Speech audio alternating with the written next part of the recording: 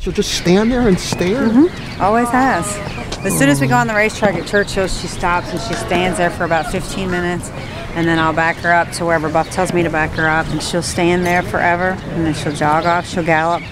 When we walk home, she'll stop about 5 times and look. Not when I was on her. No, I've never had to kick her out, you know, like get after her or anything. No, she's never done anything for me to get after her for. Most fillies are, you know, most speed horses are crazy, especially fillies. They don't have a lot of sense. She does. She's very smart. She'll bite you every once in a while, but that's about it. Don't you? I bite every once in a while. I mean, she was always very easy on the first, but who knows what you got? You never know what you got until you run them, you know? But I mean, you know, it's Bowman's Band. It's not, you know, it's not a... That's what I love about this. Isn't it great about this game that it's not always the Bernardinis and the... Yeah. Look at you and right around the corner. You and Wise... Are they in the same barn now? Yeah, Wise Dan's right behind us. Hey, good morning. Johnny B in the pocket. It seems like a great draw. Yeah. Yeah, I like my spot. I think obviously is going to be, he's a very fast horse. Somebody's going to have to go with him. I think we could go with him, but the problem is if we go with him, then we set it up for the closers. I don't want to be the sacrificial. I don't want to be the guinea pig, you know. So it's up to Johnny. He's a world-class rider. He knows. I mean, it's going to be up to him.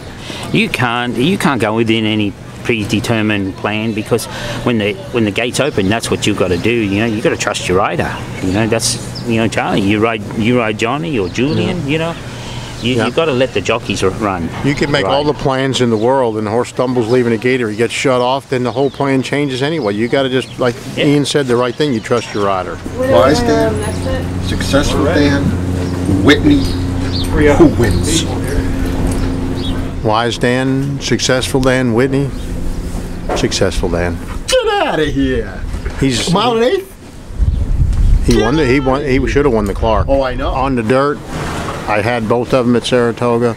Successful Dan was just eating that track up. Oh my! So unfair. Now, I'm not telling you. You're not saying he's a better horse. You're just saying at Saratoga. At Saratoga, you asked me the Whitney. Yes, I did. The Whitney, who would have won the Whitney? Successful Dan or Wise Dan?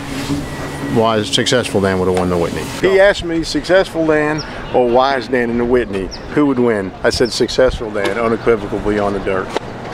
None of them, because Fort Lana did. Yeah, so there you go.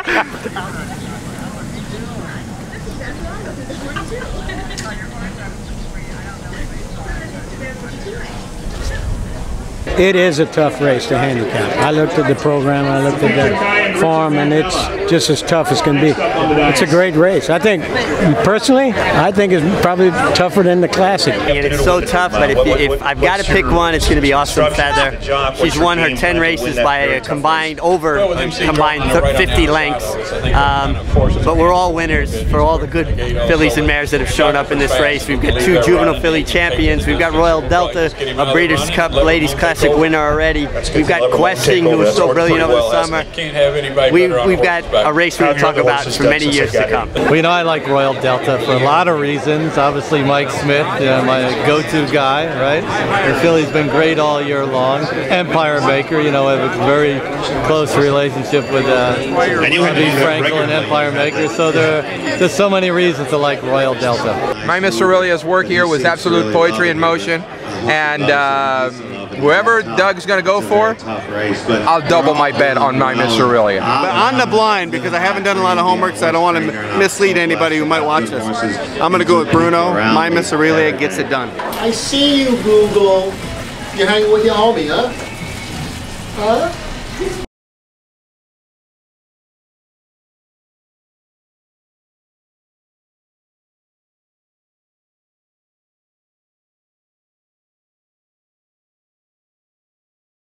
Will you look at this? Will you please look at this? Follow you, Diane? Am I following you? Yeah, right here. You look at this, the goat follows, Google follows Eldafar everywhere. He really follows him everywhere? Everywhere. Google's been to everywhere. Laurel, he's been to Delaware, New York, he's been to Churchill for the Breeders' Cup twice. But I just noticed when he left the barn, when Eldafar just left the stall, Google went running right after. Yeah. he really? I mean, even if you go outside. Oh, he'll follow him. Yeah.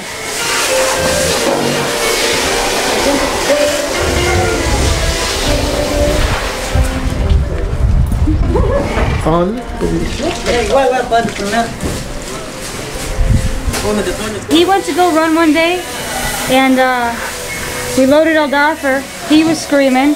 So then when he was screaming, Eldoffer was screaming, so we just loaded them together, and since then they've been inseparable. How long ago was that? 2 years ago.